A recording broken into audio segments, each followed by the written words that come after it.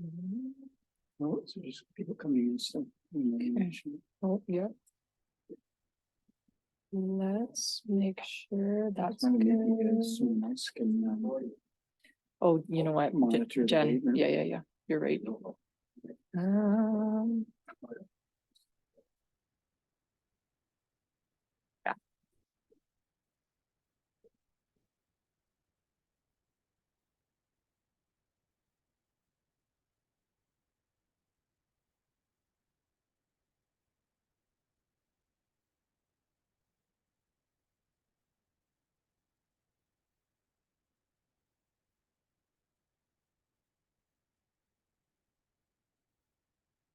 I think we're good.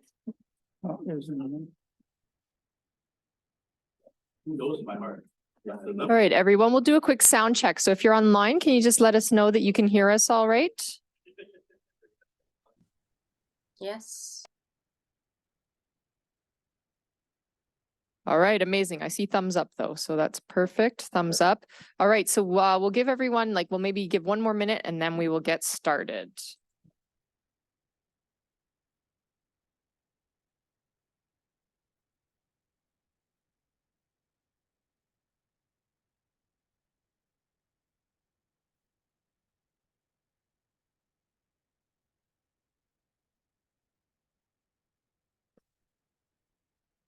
Hi, everybody.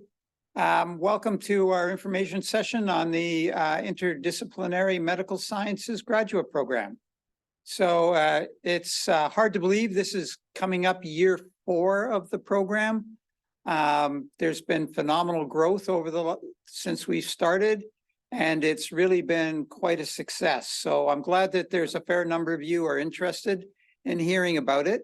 And I think you'll like what you hear. So if you have any questions, let us know at the end and we'd be happy to answer them. What I really like about this program, and by the way, I'm Tom, I'm the Associate Dean for Graduate and Postdoctoral Studies here at Schulich, but I'm also an instructor in the course. I've really enjoyed the course because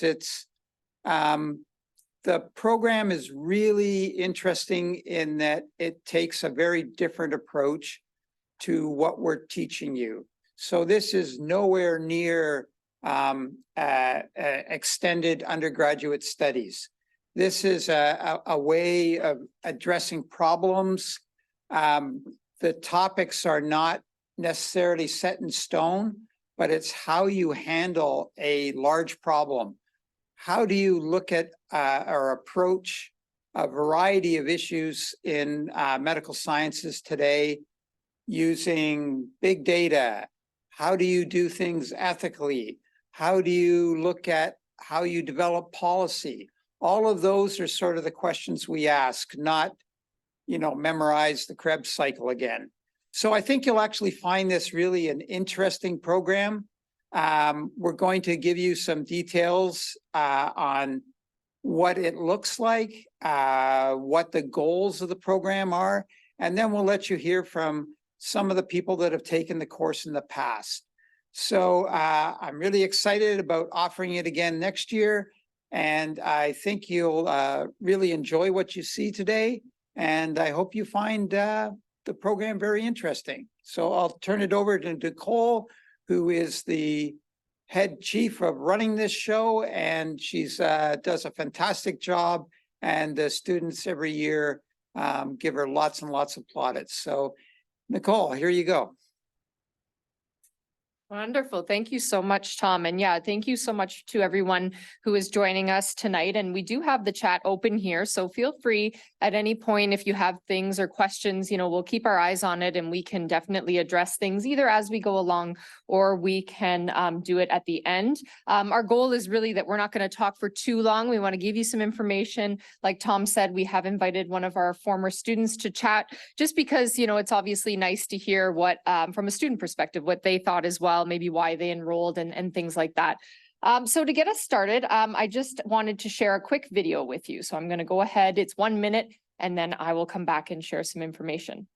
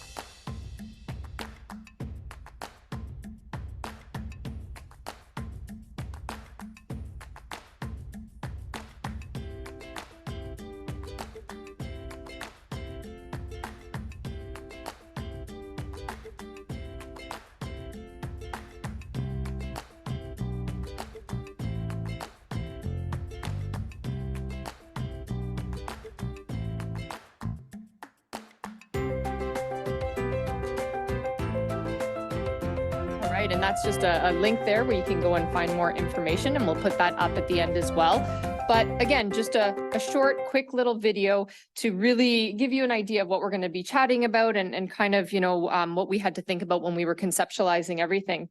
So one of the things that you might have noticed in that video was there was this kind of, logo or identity that is shown on the screen here off to the right. And so we put a lot of thought into what it means to offer an interdisciplinary program. And so the way that our program has conceptualized it is that interdisciplinary is more than just having, multi-disciplines or things like that.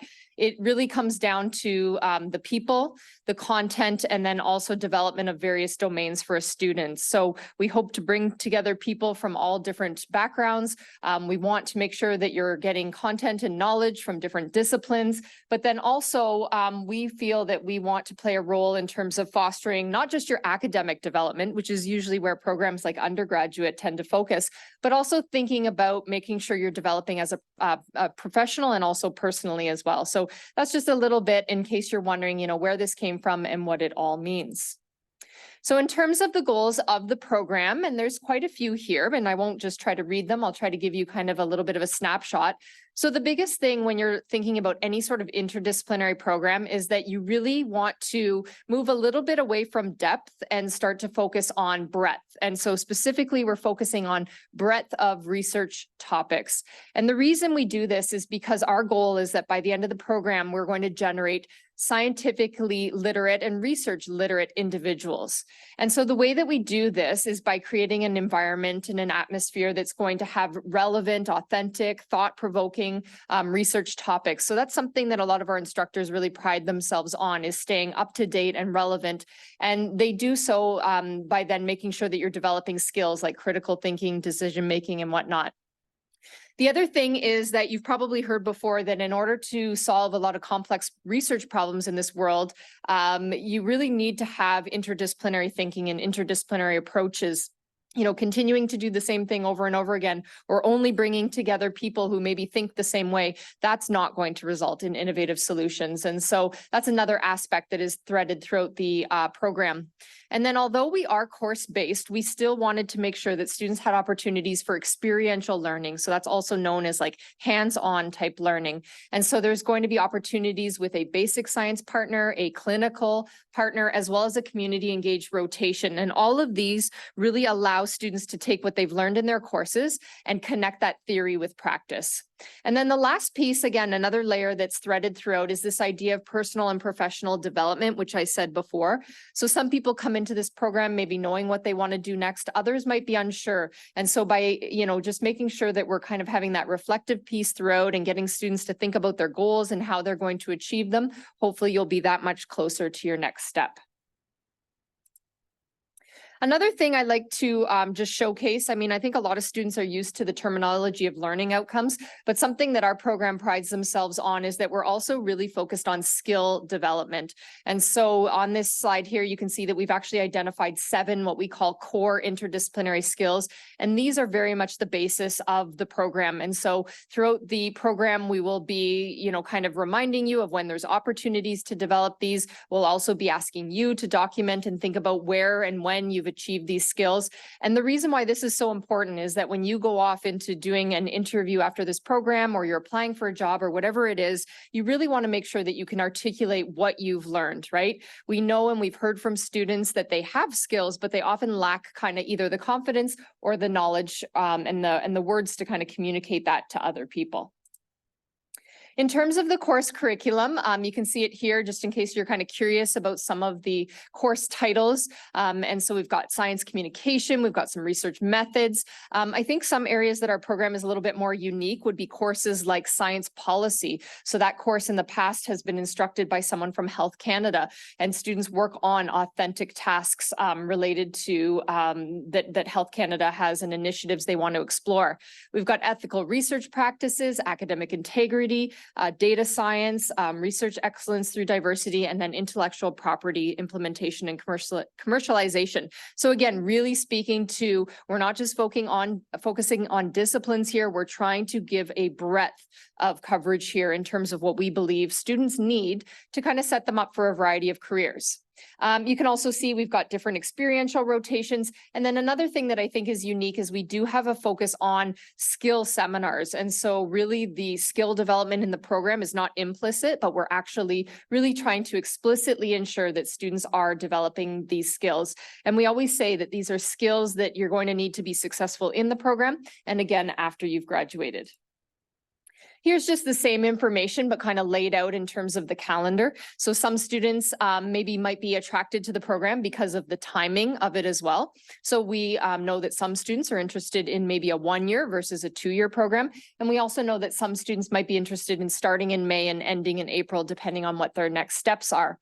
So in May, we kind of, get started with our orientation and training. And then starting in June, that's when we're going to move into our courses. You can see though that our skill development starts right in May and then continues throughout the year. You can also see that the rotations are laid out here. So one in the fall, one in the winter, and then our community engaged placement is going to be happening kind of throughout the year.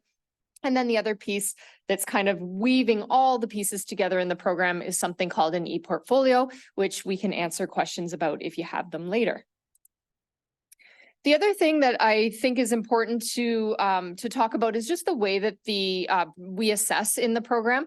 And so as Tom mentioned, we're really not just trying to repeat undergraduate studies. We are trying to push for, more higher level graduate education. And so I remember from my graduate studies, what a relief it was just changing from having the multiple choice tests or, all the, the detailed assignments to moving to kind of more authentic, bigger picture things. And so that's exactly what we try to replicate in this program. And so without getting into too much details, I can tell you that in any given course, we don't say that something's worth 5% or 10%. We just say these are all the things you're expected to do, and they're all important, and they're all going to contribute to your growth. And so you complete these things, you get feedback on them. We don't actually give out numerical grades in the program. So we are on the alpha system, which would mean that students would either get an A or a B at the end of a course. In terms of our seminars, they're pass-fail. But either way, we're really trying to promote students getting feedback, having an opportunity to fix up what they've done, because this is what happens in the real world. It's pretty rare that you submit something and that might be the end of it. And so that's kind of a little bit about how the assessment is novel as well. And again, we're happy to chat more about that if students have questions. With every assessment is a lot of reflective writing. So there's always a progress report where students also have kind of the agency to tell us about what they learned and what they did behind the scenes. I find that so much of learning happens not in front of an instructor and is not visible to the instructor. And so again, this is just very forward thinking 21st century, and in my mind, very kind of equitable practice in terms of making sure that we recognize different efforts from students. All right, so I'm going to turn it over to my colleagues now who are going to share a little bit about the experiential learning that I mentioned at the beginning. And so what I will say is that anytime there is interdisciplinary learning that happens, it's always helpful if it's contextualized in some sort of way. And so the way that we do this, and you can see different images on the slide here, so I'm just going to draw on perhaps one example here. So fetal maternal health could be one example of a field of study. And so we use that as a way to then kind of have students, when it comes to their experiential learning, have kind of a basis of focus. So interdisciplinary is always helpful when you have kind of some sort of framework to work on.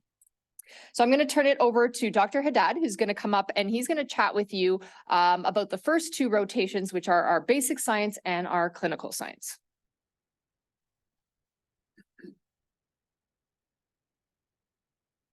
Hello, everyone.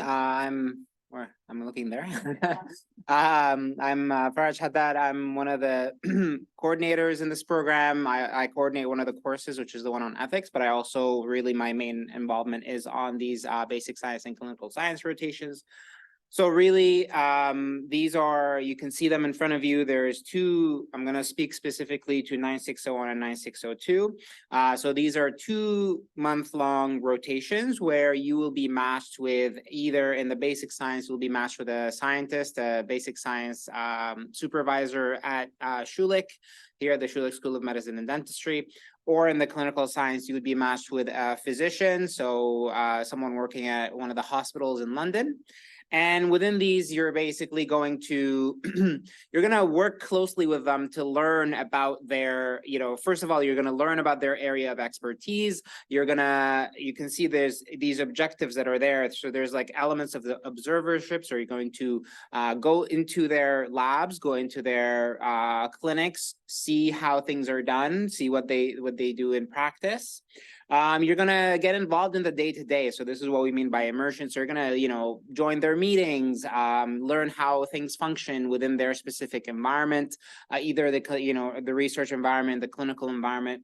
They're gonna mentor you. So throughout this process, you're gonna, ask them for feedback regarding a variety of different things, but really, all of this is going to be guided towards one main project that you're going to do. So throughout these two months, you're going to be working with them. You're going to be working with their, research group members. So for example, labs will have graduate students or research assistants, and you're going to be working with the entire team in order to complete a particular project. Now, the really cool thing, what I think is that this project is, it's not something that's predetermined. It's actually something that will go on to support that group with whatever they're doing. So I'll give you a couple of examples. These projects have been, the students have benefited a lot because through them, they learn the topic better. And also a lot of the time it actually brings in real outcomes that, either can go on to become a publication or, go on to actually be used in the clinic. So for example, in one of the groups last year in terms of their basic science rotation, and you're going to hear from Rayan in just a little bit, but his group basically created a document that would be used to share the information or share information about what the lab does with the general public. And this was a really extensive process where they worked through with the supervisor to make sure they're representing what the lab does. And they also consulted with members of the community who would, be the target audience for this. So this is, while in one hand, this is one example of a project, there's other projects where students are involved in collecting data and running experiments. So it really there's a lot of different possibilities, and the project tends to evolve over the 2 months. On the clinical science part, we had some students who were analyzing data from, analyzing actual imaging data from patients, and that was contributing to a particular research project or research publication that the clinicians were working on. And they even went on to create sort of like a information pamphlet about aneurysms, where by the end of the actual rotation, this pamphlet was printed and it was going to be used in the clinic in the hospital.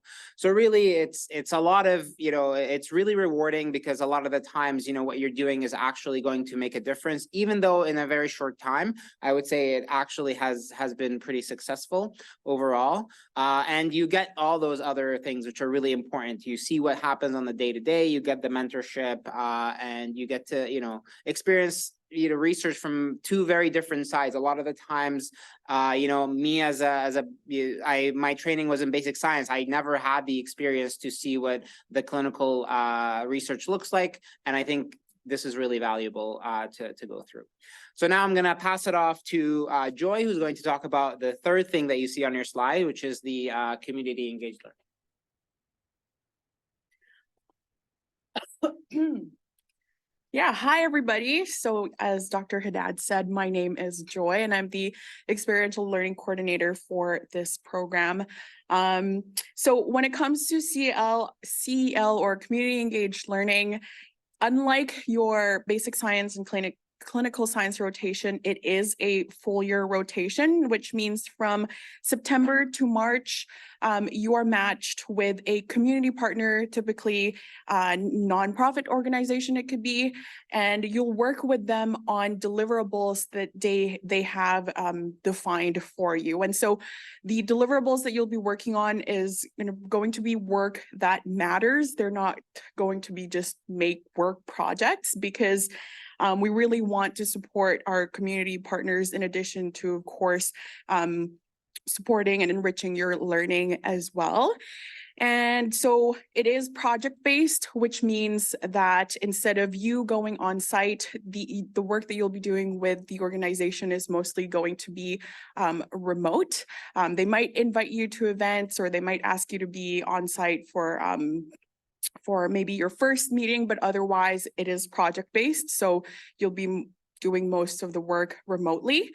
And yeah, that's really just another way to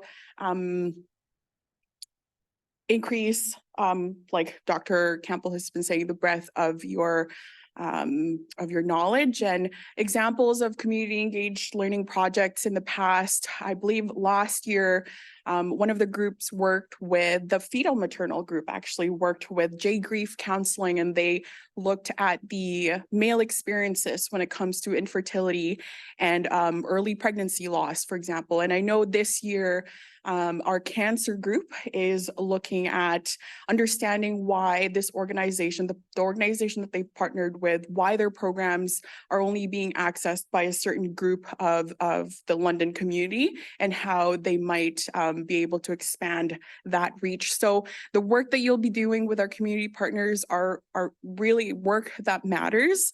And yeah, I hope that's something that you look forward to if you're interested in this program. I'll pass it on to Dr. Oh. Let's see. Oh, yeah. Yeah. Like just some examples. Oh, You can share sure. the slides later, like don't worry about going. Okay, Yeah. sure. Yeah, some of these examples well, let's go through the community engaged learning one. Did you want me to go No, it's through okay, all you of them? already did, so Yeah, just yeah. tell them we can do this. Yeah, okay, we'll show the slides afterwards, but I invite Dr. Noyan to talk about the capstone project.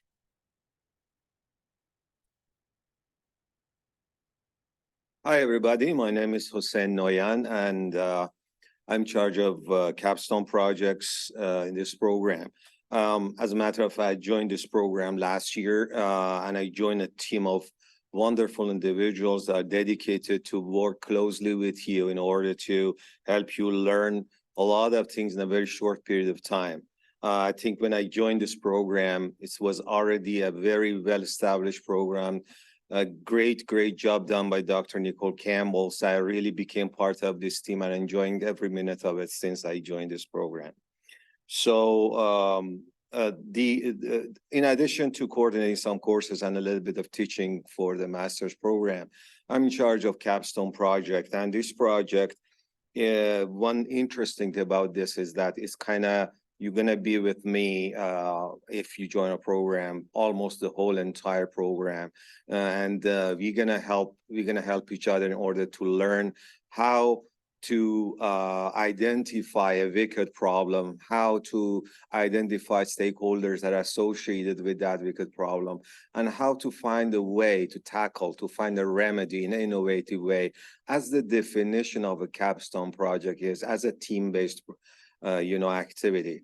And this is really similar. It's not similar to what you do in undergrad program. It's a different type of group work. It's well connected to what you learn as discussed by Dr. Campbell, by Dr. Nicole Campbell, and by Dr. Haddad, and by Joy already, and Tom. So you are connecting all these things that you learn to each other while you are progressing through the capstone project. And in the end, you will definitely go through different type of challenges and try to fix and improve your research in a way that you eventually end up in a creative, innovative way, identify a way in order to tackle a problem. Give you an example. We have different sort of groups that are getting engaged in problems related to neuroscience or related to fetal maternal or endocrine type of disease, cancer problems, and they do a proper and very significant and meaningful research and review of literature with the help of the faculty here, also with the help of librarians, and learn how to include and exclude data, how to literature, and how to identify wicked problems, a problem that exists within the healthcare system and is significant and is not being properly addressed. And they try to identify ways in order to suggest a way to deal with that problem effectively and efficiently.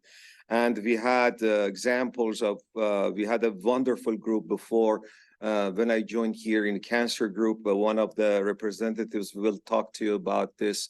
And now he's almost become our colleague. I'm very proud of him. And he will explain to you what they have done in this project. So they did a very, very significant work, and they are now very well accepted within our society, within our community of faculty, and they're doing great job after graduation. So you will see how effective your work is. You will be connected to what you are learning. And through this process, we help you improve your skills and connect the dots. And eventually you're gonna learn skills that I can tell you the way it's designed, nobody can learn within the process of a 1-year program. This program is unique. And I'm assuring that going through this program effectively and wholeheartedly, you're gonna learn things that no other program will offer. Thank you. Wonderful. Thank you so much to our, team. Everyone plays a really important role. And I think that that's another important piece to mention is that even though we are a course-based program, we really do pride ourselves on mentorship. And so Dr. Noyan is the capstone coordinator. Dr. Haddad is the basic and clinical science coordinator. And then Joy takes a lead with the CEL. So lots and lots of opportunity to learn with and from others. The last thing I'll just share, and I already previously mentioned this, and maybe I'll save it more for if there's any questions, but just letting you know that there is an e-portfolio aspect to the program, and what that actually is a website. And so each student will create a website on a platform like Wix, as one example. And, we guide them in terms of what needs to be included and when to put it up on the site. And then 3 times throughout the year, students will then update that, and then they'll book a meeting with myself as the director, a one-on-one meeting. And we really just go through the portfolio together. And then we kind of discuss the goals that you might have for yourself for the next semester, talk about future aspirations. I try to nudge people and give them a little bit of guidance as best as I can. And that's honestly one of my favorite times of the year, is to sit down with these students and just see all that they've done and all that they've accomplished in such a short period of time. I think that's what's so remarkable about the program, is what people can do in a short period of time. All right, I'm going to turn it over to Jen Franco. She's going to just talk to you about the logistics of the application details. And then we have saved the best for last, where Rayan will come on and just give you kind of a little bit of an overview. And then we'll have lots of time for questions. So thank you for your attention so far. Hi, everybody. As Dr. Campbell said, my name is Jen, and I am the program coordinator. I believe I may have already been in touch with some of you as you had questions about the application. So I'm just going to quickly go over some of the more important details. One, there's 2 deadlines. We have a December 1st deadline for international applicants, and that's in order to give them enough time to get visas and any kind of permits that need to be done. So we do move through the international applicants a little bit sooner. And then the domestic applicants, the deadline is January 10th. So you do have into the new year to submit the application. However, that being said, our application is a little bit different than maybe some of the other more traditional applications out there. We do have 2 statements that you do need to write when you are submitting online. So I would encourage, if you're interested, to go and take a look at that as soon as possible, so that you have enough time to prepare those statements and aren't scrambling until the last minute to get that submitted. We do not ask for references right away, so that is not an error. Only students who move to stage 2 of our process, that is when I will reach out and ask for references at that point. So kind of touching on the stages, if you have taken a look online, and just from the slide that you can see right now, Our application is a two-stage process. The first one is where you're submitting all of the documents that you need to submit online through our portal, through our graduate website. And then any applicants who are meeting our minimum admission requirement, most of those applicants we will take a look at, and most of those will move forward to be invited for video interviews. So this is what makes us a little bit different than the application process for other programs. We do like to see our candidates performing a pre-recorded video interview. It's done through a VidRecruit platform. So it's not through Western, it is a third-party platform that helps us out with that. And what that entails is we have a handful of questions where you can read the question and you're given a certain amount of time, like 2 to 5 minutes for preparation time, and then it's verbal answers. There is one written component on there as well. So you can't leave the application or the online portal once you have started. However, as long as you're answering one question, you can leave in between questions. So you just can't get ahead of the game and look at what all the questions are and then go offline and prepare. As soon as you read one of our recorded questions, then you need to do the answer. So that process, we normally give students 1 week to be able to complete from when we send you the invitation. Now, for international applicants, we do look at doing that closer to mid-December. We're hoping to have the international decisions done by, well, maybe not end of December, but probably early January is when we would want to send out those admission offers, just to give those applicants enough time to process all of the paperwork required. For the domestic applicants, because you have until January 10th, we usually look at setting you up for the stage 2. If you're going to be invited forward to stage 2, you will be getting that notification sometime early to mid-February. So obviously you can contact me at any point if you have any questions about that, but that's kind of how we move through the application process. And so the references really only come into play after we have invited the selected applicants for video interviews. So that kind of, if students are not moving forward to that stage, then there's no point in having the referees go through the whole process of submitting references. And the reference process, I know I've had a couple of students emailing, some of you may be on the call here, just asking what that is about. It's very simple. I just ask for their emails and I contact them directly via email, and it's just 2 brief questions that they need to respond, and they can just do so through email as well. Now, for the referees, we are asking that at least one referee be academic. The other can be of a volunteer or work-related nature. So here are just kind of the admission requirements that we have. All of this is on our website, and you'll have the slides after this as well. So because of our science background, we are looking for students who have the life sciences, biomedical sciences, health science, or science discipline background. We do tend to also take a look through transcripts to make sure that you have more of an honors level or senior level chemistry, biology courses, as that will better prepare you for the content that you're going to be learning in the program. And our minimum average is 78 or a B average, and we're looking at that over your 2 most recent years.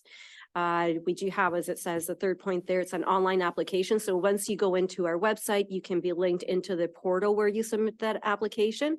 And you will also need to submit unofficial post-secondary transcripts when you are first applying. We know that you won't have completed your program by January for most of you, so we're aware of that. That the official transcripts is something that you can submit later on once they are available. So just for the initial round, you just can submit your unofficial ones. We also ask for a professional resume, but please note that we have a specific template on our website that you need to use. We will not accept any submissions that don't have that official template, so take a look at that.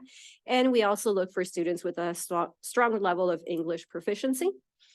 The applications are now open, so if you haven't taken a look, you can go into our application portal now and take a look at the full application.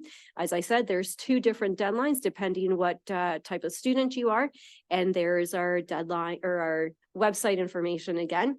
I believe all of you should have my email because I emailed you directly from my account in order to provide you with the link. So if you have any kind of application questions or just anything in general, feel free to follow up with me. And I'm going to hand it back to Ryan. So our one student, can I point to him on here? Yes, here he is. Ryan is now going to be letting you know a little bit more about student life. And this picture that you're seeing here is actually from our 2023 class. So that is where Ryan is coming from. Thank you, Jen. Okay, hi, everybody. So best for last, definitely. My name is Rayon Kamal. I was a student in the 2023 class. My area of focus was in the cancer group, where I did the cancer capstone. I'll give you a quick rundown. I'll give you a quick rundown of what I'm going to talk about. I'll talk to you about what kind of drew me to the program, what did I get out of the program, and I guess where I am now. Hopefully I can do that in a short 5 minutes. So what drew me to the program? The time frame definitely was an important factor for me. I did get a chance to talk to other former students, and that piqued my interest even more. What really sealed the deal for me for this program was the application-based learning in this program. I'm very project-based. I like doing assignments, and I like to see the impact of my work. And I definitely got that out of this program. I heard from the former students that the project that we did had direct community impacts. And it also gave us an opportunity to explore not just the stereotypical science roots of medicine and dentistry and other professional programs, but also academia, also working in community, and exploring the vast amount of career paths that are available in science that we don't really get as a science student in an undergraduate program. And so that's what drew me to the program. The application process also definitely helped. Having the references in later and having the video interview definitely helped me in this program, as I'm more strong in speaking. And then what did I get out of the program? I'll split that into 2 pieces. I think in this program, we did Dr. Campbell talked about how there's a professional development, there's also a personal development aspect. And I can say definitely I gained equally from both aspects in this program. Professionally, I gained mentors, our supervisors for the clinical science rotation, for the basic science rotation, and our CEL project. I'm still in contact with them now. I work with them now as well to update the projects that we've done, and also continue to work with them in the capacity that we did. Now I'm actually working, I'll give you more about a rundown, I guess, of our projects in the question and answers, but I worked in the clinical science rotation with Dr. Fernandez.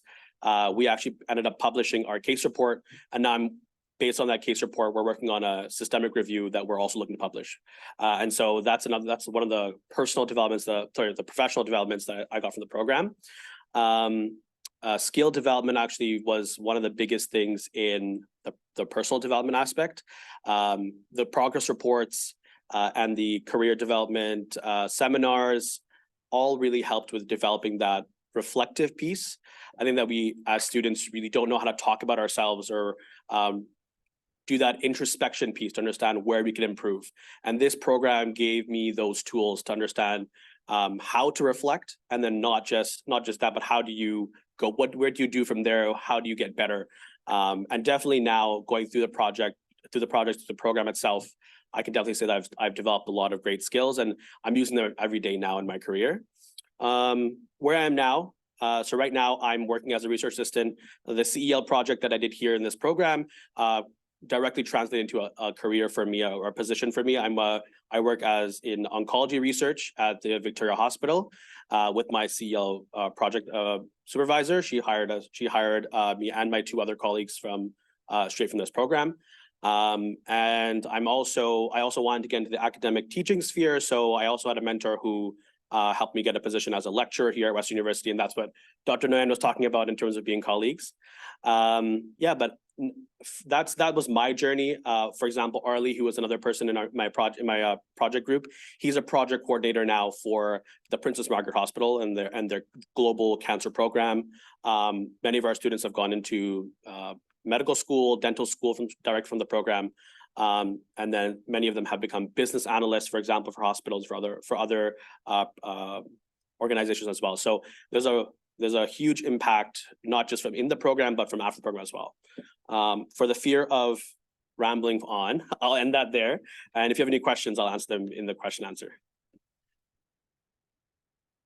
Wonderful. Thank you so much, Rayon. And I had the pleasure of working with Rayon in undergrad in 4th year. And then when he came to the program, so it's just been awesome to, see a student go from being an undergrad to then a grad student. And as Dr. Noyan said, I think we're doing a lecture together this year, Rayon and I, so it'll be good to see that through as well. So that kind of wraps up the kind of information that we wanted to provide everyone, just to again walk you through, give you a sense of what the program's all about. So I'm going to pause now and see if we have any questions. And so just to remind people and let you know a little bit. So we did record this. We're not sure if we're going to be necessarily sending it out, but in case a student emails who wasn't able to come, then Jen's able to share that. If you put your comment into the chat, then your identity will not be on there. So no worries there. But if you did come on the microphone, then, people would hear your voice. So I just wanted to let people know about that. So I'll pause. And like I said, we would love to answer any questions that you have, anything at all. Otherwise, my team will try to think about questions we normally get from students. Oh, Jen's coming back. I'm just going to add, while we're waiting for maybe some questions to come along, I saw quite a few of you are from Western, so I wanted to also mention that we have a drop-in open house. You do need to register, but we are going to be hosting a drop-in open house here in our classroom, which is the area that you saw in that class picture, on November 8th. It's a Wednesday at 1:30 to 3 p.m. Pizza will be provided on a first come, first served basis, but that's really more of an informal event where some of our current students will be in the classroom, so you can basically just have a seat and talk to our current students. If that's something that interests you, go onto the events website and register for that. It is there for registration. If you don't know where to find it, just send me an email. Wonderful. Yeah. Thank you, Jen. It's like she said, it's just a great opportunity to see the space, to see, where you would be learning for the year, talk to some people and again, in a more casual setting. So just sitting down at a table with them. Great question. So I've got a question online that says, how many students are in the program? So in our first year, we were 15 students that graduated the following year. So Rayon's cohort 16 crossed the stage this summer. And right now we have 31 students. So our program being new, we were always kind of on wanting to kind of increase every year. So we're right on kind of where we want to be in terms of our numbers. Honestly, I think that, the number that we have right now, our faculty and our students, I think, have commented on how it's kind of a good balance. There's enough peers that you can kind of get to know, work with different people, have opportunities to have different interactions, whereas some of the smaller cohorts, you might have been working with the similar people over and over again. We're not exactly sure what our number is going to be next year, but I know our team is quite happy with the numbers that we're at right now. Just seeing another question. Are applications looked at ahead of the deadline if they're submitted before January 10th? That is a great question. And the answer is no. So there's absolutely no advantage of being a keener. By all means, just, get that application in, by that deadline. That's all that we need to know. I don't even know that we see when they're submitted. So, it's really just a matter of every application that comes in, whether it's the international or the domestic cohort, we will give it the same attention. We did try to somewhat shorten our essays this year. Just we felt that they were, maybe getting a little bit lengthy. And so we do want students to provide as much. My best advice is give unique answers. I can't tell you how many times we kind of are reading the same thing over and over again. And that's just kind of a tip for any programs you're applying to is, you want to differentiate yourself amongst a lot of people applying for something. Great question. The next question is, do you get to choose which health group or field of study that you're going to be working with?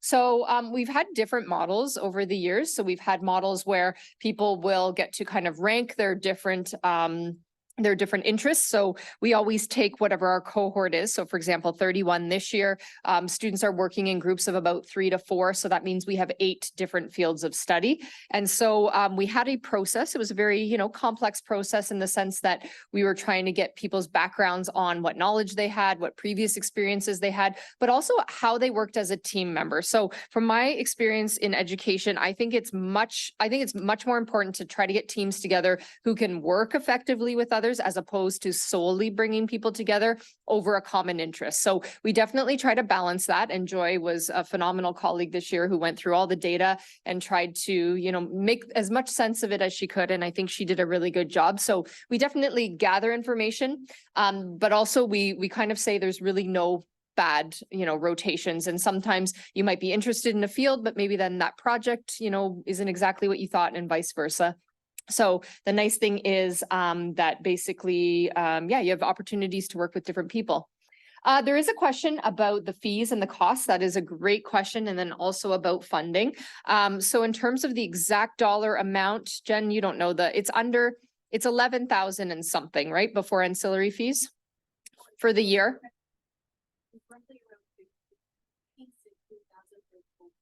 With all of the fees. Okay, so but they can go on our website to get the exact number. So go on the website to get the exact number in terms of the fees and the cost. And then in terms of funding, that's a very good question. And so our program, just based on there's different types of graduate programs. And so our program does still leave students as OSAP eligible. And so that's for students who are in Ontario. I know we've had students from BC and other areas as well that have looked into their own provincial funding. That being said, in terms of just funding in general, we do tell students that, like any program, it will take up, the majority of your time. And so we try to say, expect a Monday to Friday, 9 to 4 type arrangement. But many of our students, work part-time hours, for example, in the evenings or on weekends. I know some students also have volunteer commitments as well. And so I would say that they are able to balance those efforts. I think, Rayon, you were someone who also balanced those efforts. So, we recognize, obviously, programs can be expensive. Cost of living is quite expensive. And so that's a little bit about just some options that are available to students. Hey, just a question about the academic reference. Yes. So does the academic reference need to be research related, or could it be our supervisor from an international internship that we did? Yeah, so in terms of, we don't put any parameters on it in terms of how recent the interaction is, if that was the question. And the other thing is that we don't actually ask for an official letter. So as someone who writes a lot of reference letters, there was no way I was going to design a program that asked for reference letters. So we really just, or Jen, she basically will ask you for the name and their email, so their contact information, and they may provide a phone number as well as if they want. And so she's just reaching out to kind of follow up. So it's a very informal process. And so we really try to take any sort of burden off of referees, because we know that some students may not have had opportunities to form relationships with mentors where they can get a detailed letter. And so again, that's just part of our kind of commitment to, kind of our equity driven philosophy here. And so we really don't want students to be disadvantaged who maybe haven't had those opportunities. So as long as you have the names and contact for an academic and then one other, then that's perfect. And that meets the requirements that we need. Thanks.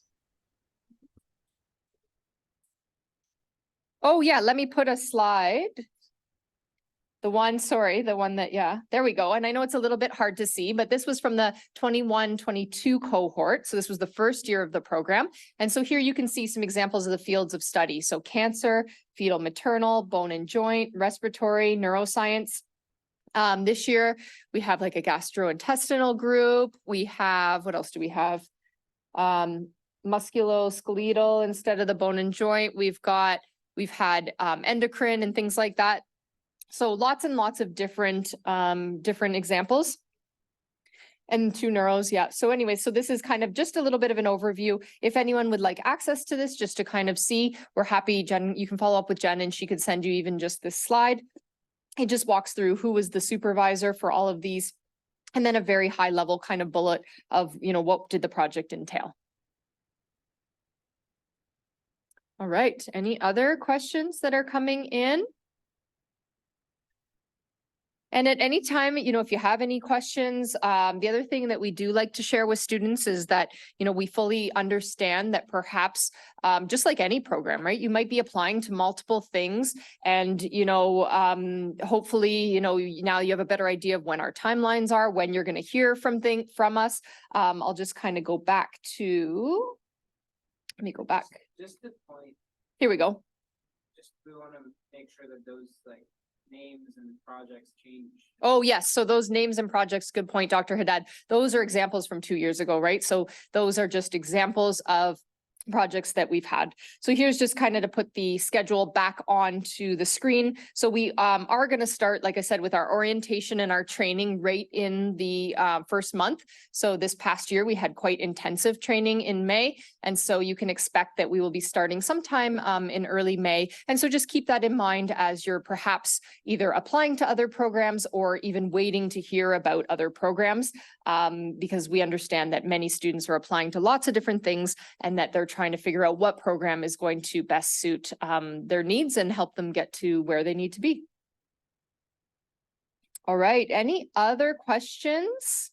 Yeah, what does orientation training entail? That's a great question. So for us, orientation training is kind of almost like a month-long icebreaker from my point of view. So we have daily programming, and so we meet in this room. We have different things we run. So Dr. Noyan ran a book club because one of the first courses that we offer with Dr. Adrian Owen, we actually have students read that book so that he can then go through, how he wrote it and all that kind of stuff.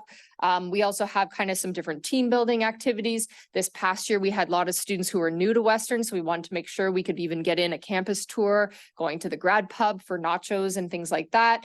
And then we also built in a lot of that skill development. So we made sure we offered sessions on things that maybe sound silly, but how to effectively use Microsoft Excel, Microsoft Word. We had students practice giving presentations just based on things like where somewhere in the world they want to travel. And so our goal with those 3 to 4 weeks of onboarding and training are, number one, we want students to feel comfortable, right? It can be really intimidating to join a new school or maybe even come from a new country or just join a new program. So we want people to be comfortable. We want you to get to know people. And so that's getting to know your peers. All of my team, we all take turns running that onboarding as well. So it's an opportunity for students to also get to know the team. And really what I think that does is, again, it does it in an environment that's low stakes. So instead of jumping right into the course assignments in June and expecting students to work together when they maybe don't know each other well, we've just, from our point of view, that's just kind of part of our philosophy. So hopefully that answers that question. We try to keep it, somewhat light and somewhat fun, but we also really try to have critical conversations about course expectations and things like that, so that everybody can start the program with their best foot forward.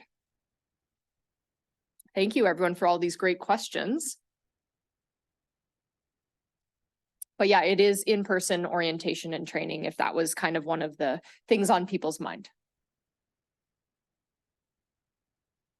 All right, I'll pause. We've still got a couple minutes left, so we'll pause and see if anyone else has anything on their mind.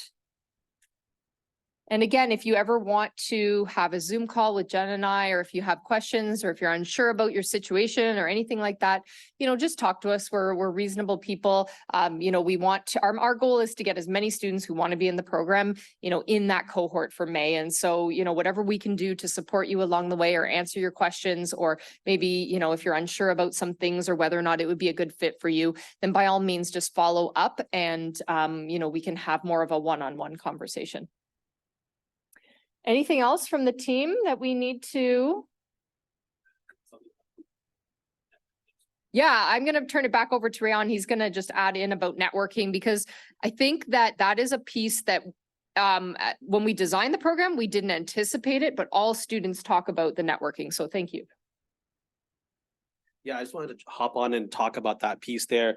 In the program, you get to meet a lot of people, both professionally and personally. A lot of the connections that I've made through this program, I'm using on a daily basis. They're great for letters of recommendation because they get to know you very closely. But also from a personal perspective, our cohort was really really close knit. We went out for ice cream every weekend.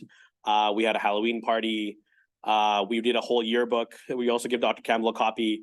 So our group was really well knit. I still am in contact with all of my friends from the program, actually every single one of them. And my cancer capstone group as well. Like we're so close knit, even though we're in different places, we still make time to go to dinner once a month and catch up and stuff. So support system building from that perspective, I think it was absolutely amazing. And then the class size being so small, you get to really know everybody, and everybody comes from a very different background, and they give you a very good perspective from like a diversity, equity perspective as well. So I think that was one of the biggest things I learned from this program.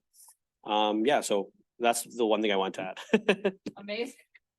Yes, I appreciate that. And as we said, we have grown in terms of the size this past year, but I can tell you that the group size didn't change, right? So even though we have more students in the classroom, we still wanted to make sure that the groups were kind of the same size, and that, you know, students still had that opportunity to work closely with one another, with their instructors.